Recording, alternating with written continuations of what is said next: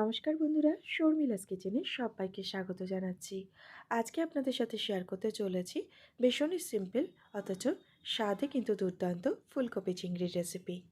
এর জন্য প্রথমেই ফুলকপিগুলোকে ভাপিয়ে নেব। তার জন্য একটা কড়াইতে একটু বেশি পরিমাণেই জল গরম করতে বসিয়ে দিয়েছি। তার মধ্যে দিয়ে দিলাম 1 চিমটি নুন আর হলুদ। এরপর ডুমো করে কেটে রাখা ফুলকপিগুলোকে দিয়ে ফুলকপিগুলোকে হালকা ভাপিয়ে নেব। ফুলকপিগুলো একদমই কিন্তু সেদ্ধ করব না, ওই 1 থেকে 1.5 মিনিট মতন জলের মধ্যে রেখেই তারপর জল থেকে কপিগুলোকে তুলে নিচ্ছি।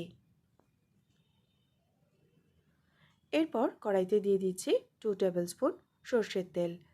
আগে থেকে ভালো করে পরিষ্কার করে ধুয়ে রাখা এবং নুন হলুদ মাখিয়ে রাখা চিংড়ি মাছগুলোকে দিয়ে চিংড়ি মাছগুলোকে হালকা ভেজে নিতে হবে। চিংড়ি মাছগুলো কিন্তু খুব বেশি ভাজার একদমই প্রয়োজন নেই, তাতে চিংড়ি মাছ শক্ত হয়ে যায়। চিংড়ি মাছগুলোকে হালকা করে ভেজে ওই 1-1.5 মিনিট মতন ভেজে নিয়েই তারপর তেল থেকে তুলে নিচ্ছি। এরপর আরও একটু তেল কড়াইতে অ্যাড করছি, ফুলকপিগুলোকে ভেজে নেব। তেলটা গরম হয়ে গেলে এরপর ভাপিয়ে রাখা ফুলকপিগুলোকে দিয়ে ফুলকপিগুলোকে ভেজে নিতে হবে। ফুলকপিগুলো আগে থেকে নুন হলুদ দিয়ে ভাপিয়ে নিয়েছিলাম, তাই ভাজবার সময় আর নুন হলুদ দিলাম না। কপিগুলোকে একটু লাল করে ভেজে তেল থেকে তুলে নেব। এবার কড়াইতে দিয়ে দিচ্ছি আরও একটু সর্ষের তেল, ওই 3 টেবিল স্পুন মতন সর্ষের তেল আরও অ্যাড করলাম। তেলটা গরম হয়ে গেলে এরপর এর মধ্যে দিয়ে দিলাম একটা তেজপাতা, একটা শুকনো লঙ্কা, কিছু গোটা গরম মশলা, এর মধ্যে ছিল দারচিনি, লবঙ্গ, এলাচ, আর দিয়ে দিলাম কিছুটা সাদা জিরে। ফোড়নটাকে কয়েক সেকেন্ড তেলের মধ্যে নাড়াচাড়া করে নিলাম। বেশ সুন্দর যখন একটা ভাজা গন্ধ বেরোতে শুরু করলো তখন এর মধ্যে দিয়ে দিলাম কিছু ডুমো করে কেটে রাখা আলু। আলুটাকে সামান্য নুন আর হলুদ দিয়ে ভেজে নেব।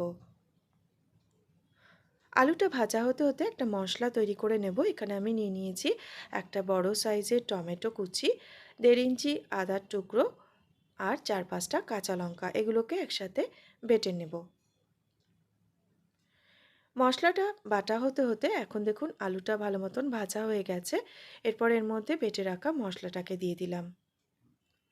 এরপর একে একে এর মধ্যে দিয়ে দিচ্ছি 1/2 টিস্পুন হলুদ গুঁড়ো, 1 টিস্পুন জিরে গুঁড়ো, 1/2 টিস্পুন ধনে গুঁড়ো, স্বাদ অনুযায়ী লঙ্কার গুঁড়ো, 1 টিস্পুন দিয়ে দিচ্ছি কাশ্মীরি লঙ্কার গুঁড়ো, এটা কালারের জন্য দিলাম, আর দিয়ে দিলাম স্বাদ অনুযায়ী নুন। মিডিয়াম ফ্লেমে ভালো করে মশলাটাকে কষিয়ে নিতে হবে। এইভাবে কষাতে কষাতে যখন দেখবেন যে চারিদিক দিয়ে তেল ছেড়ে দিয়েছে এবং কাঁচা গন্ধটাও চলে গেছে মশলার, তখন বুঝবেন যে মশলাটা পুরোপুরি কষে গেছে। এরপর এর মধ্যে আমি ভেজে রাখা ফুলকপিগুলোকে দিয়ে দিলাম। ফুলকপিগুলোকে দিয়ে মশলার সাথে আরও খানিকক্ষণ কষিয়ে নিয়ে এরপর এর মধ্যে ভেজে রাখা চিংড়ি মাছগুলোকেও দিয়ে দিলাম। সব কিছুকে ভালো করে মিশিয়ে নিয়ে এরপর পরিমাণ মতন জল দিয়ে দিচ্ছি, যাতে ফুলকপি আলু সব কিছু ভালো মতন সেদ্ধ হয়ে যায়।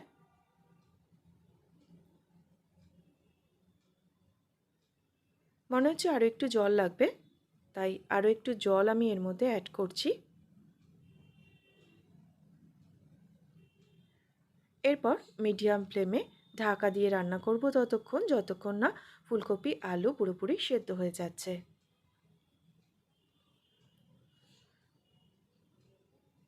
খানিকক্ষণ বাদে এখন দেখুন আলু ফুলকপি ভালো মতন সেদ্ধ হয়ে গেছে।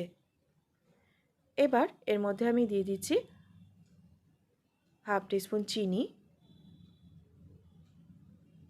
আর দিয়ে দিচ্ছি সামান্য গরম মশলা গুঁড়ো। ভালো করে মিশিয়ে নিলেই কিন্তু ফুলকপি চিংড়ি একদমই তৈরি। ভাত, রুটি কিংবা পরোটা যে কোনো কিছুর সাথে কিন্তু এই ফুলকপি চিংড়ি খেতে অসাধারণ লাগে। কেমন লাগলো আপনাদের রেসিপিটি? অবশ্যই কিন্তু আমাকে কমেন্ট করে জানাতে ভুলবেন না। ভালো লাগলে একটা লাইক ও শেয়ার করে আমার চ্যানেলটি সাবস্ক্রাইব করে নেওয়ার অনুরোধ রইল। পাশে থাকা বেল আইকনটি অবশ্যই প্রেস করে দেবেন, তাতে আমি নতুন কোনো ভিডিও আপলোড করলে তার নোটিফিকেশন আপনাদের কাছে পৌঁছে যাবে। আজ এখানেই শেষ করছি।